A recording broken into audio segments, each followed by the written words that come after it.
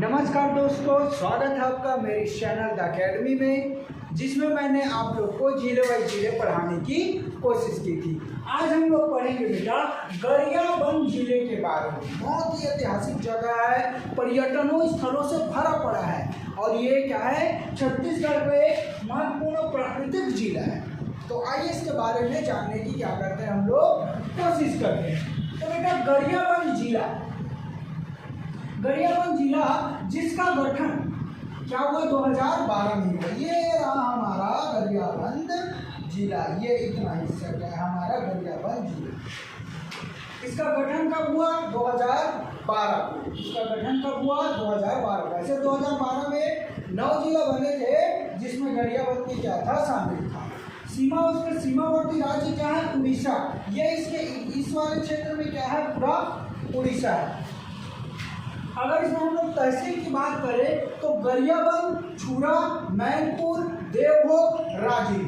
क्या क्या है, गरियाबंद, छुरा, मैनपुर, देवभोग, राजिम। इसमें कितने तहसील हैं, 5 तहसील। तहसीलों की संख्या कितनी है गरियाबंद में, 5 तहसील। अगर विकासखंड की बात करें बेटा तो फिंगेश्वर, गरियाबंद, छुरा, मैनपुर और देवभोग है। क्या है, देवभोग है। नगर पालिका परिषद गरियाबंद है। विधानसभा क्षेत्र क्या है हमारा, बिंद्रा, नवागांव और क्या है, राजिम। बिंद्रा, नवागांव और राजिम क्या इसमें विधानसभा क्षेत्र। वैसे तो यहाँ गाँव की जो संख्या है गरियाबंद में, गाँव की जो संख्या है वो लगभग 700 के आसपास है। जहाँ पे ग्राम पंचायत कितने हैं, ग्राम पंचायतों की संख्या लगभग 361 है। कितने ग्राम पंचायत की संख्या कितनी है, लगभग 61। गरियाबंद में ज्यादातर लोग गांव में निवास करते हैं। वैसे तो 90% कहा जाता है कि 90% जो लोग हैं वो क्या करते हैं, गांव में निवास करते हैं। केवल 10% लोग ही शहर में निवास करते हैं, बाकी 90% क्या है, गांव में निवास करते हैं। गरियाबंद को क्या कहा जाता है, पहाड़ों की रानी कहा जाता है। गरियाबंद को क्या कहा जाता है, पहाड़ों की रानी कहा जाता है। गरियाबंद में भारत का महत्वपूर्ण क्या था, बंदरगाह था। गरियाबंद जो था वो भारत में क्या था, एक महत्वपूर्ण बंदरगाह था। पिछले समय में क्या था, ये महत्वपूर्ण क्या था, बंदरगाह था। क्योंकि यहाँ से क्या होता था, व्यापार होता था। यहाँ से महानदी से होते हुए क्या करती थी, पानी जहाज कहाँ जाती थी, उड़ीसा जाती थी। और फिर उड़ीसा से कहाँ जाती थी, चाइना। तो चाइना में क्या करता था बेटा, सीधा यहाँ से व्यापार होता था। यहाँ कोसा का व्यापार ज़्यादा होता है। यहाँ कोसा का व्यापार क्या था, पहले ज़्यादा हुआ करता था। किसका व्यापार ज़्यादा हुआ करता था, कोसा का व्यापार। गरियाबंद में कोसा का व्यापार उस समय क्या था कि पहले तो ये जो था महासमुंद तहसील के अंतर्गत आता था। इसका इतिहास है कि ये पहले गरियाबंद जो था वो महासमुंद तहसील के क्या था, अंतर्गत आता था।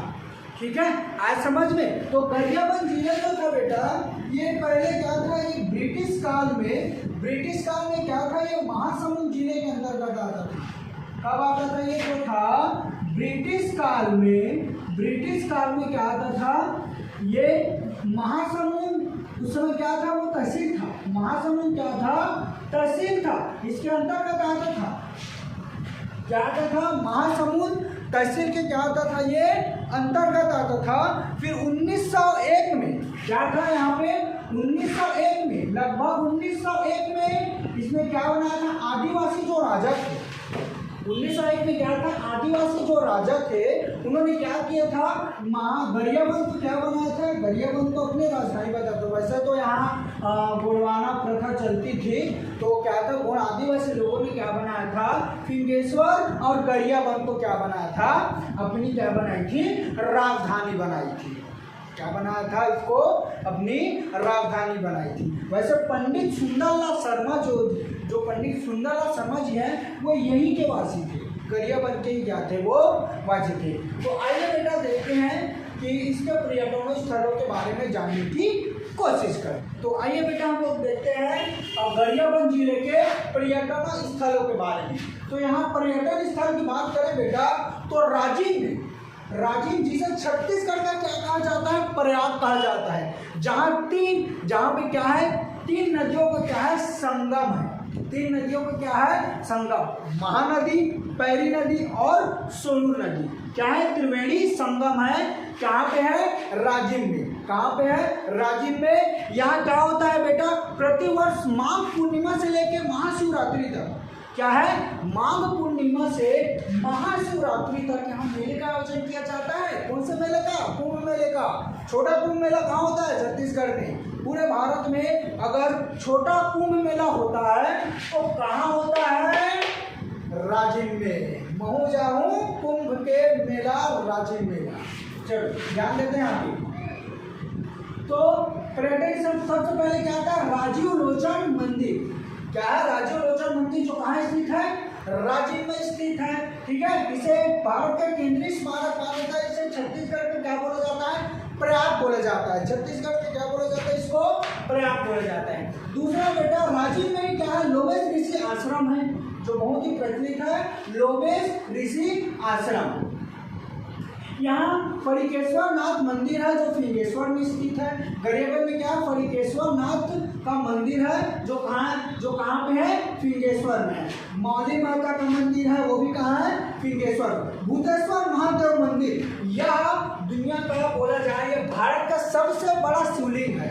क्या है, भारत का सबसे बड़ा शिवलिंग है भूतेश्वर महादेव का मंदिर। क्या है, भूतेश्वर महादेव का मंदिर, जो हर साल क्या होता है, बढ़ते जाता है। हर साल क्या होते जाता है, बढ़ते जाता है। इनकी प्रथा है कि हर साल क्या होता है, बढ़ते जाता है। आज समझ में, कौन, भूतेश्वर महादेव का मंदिर। उद्यानिकी अभ्यारण्य है, जो 2006 में क्या बनाया गया था, इसको टाइगर प्रोजेक्ट बनाया गया था।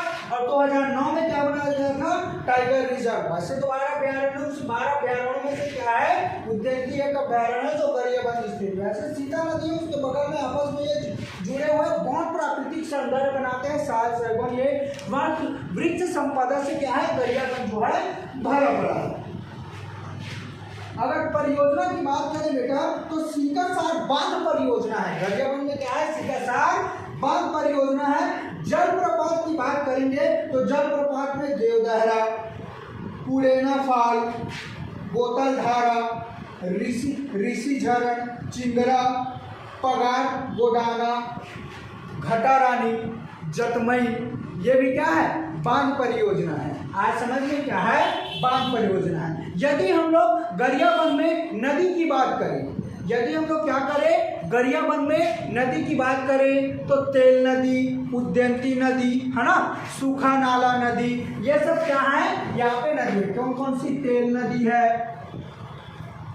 सूखा नाला नदी है, सूखा नाला नदी है ना, ठीक है। उद्यंती नदी है, उद्यंती नदी है, बघई नदी है, पघई नाम नदी है ना। तो ये सारी क्या है, यहाँ पे नदियाँ क्या है, गरियाबंद में बहती है। यदि बेटा यहाँ की हम लोग जनजाति की बात करें, किसकी बात करें, जनजाति की बात करें, अगर हम लोग यहाँ पे जनजाति की बात करें तो यहाँ पे क्या है, कुमार जनजाति। क्या है, कुमार जनजाति। वैसे तो यहाँ गोंड जनजाति ज़्यादा है, क्या है यहाँ पे, गोंड जनजाति, कुमार जनजाति, ये सब क्या है यहाँ पे ज़्यादा है। आए समझ में। तो गरियाबंद बेटा, अगर गरियाबंद में खेती की बात करें तो देवभोग चावल की क्या होती है, यहाँ पे खेती होती है। क्या होती है, देवभोग। क्या होती है, देवभोग चावल की क्या होती है, यहाँ पे खेती होती है। कहा जाता है कि देवभोग जो चावल है वो क्या करते थे, जगन्नाथ भगवान को क्या करते थे, इसका भोग लगाया जाता था जगन्नाथपुरी में। इसी कारण ये इसका चावल का नाम क्या पड़ा, देव। क्या नाम पड़ा, आज समझ में। तो आशा करता हूँ बेटा कि आप लोग को वीडियो पसंद आया होगा। ये अगर आपको वीडियो पसंद आया हो तो लाइक करें, सब्सक्राइब करें, शेयर करें और कमेंट सेक्शन में जरूर बताएं कि आपको वीडियो कैसा लगा। और यह भी बताएं कि कहाँ पे मैं इससे गलती हुई, ताकि मैं उस गलती को सुधार कर सकूँ। आने वाले वीडियो में मैं आप लोगों को और अच्छे से पढ़ाने की कोशिश करूँगा। तब तक के लिए जय जोहार, जय छत्तीसगढ़।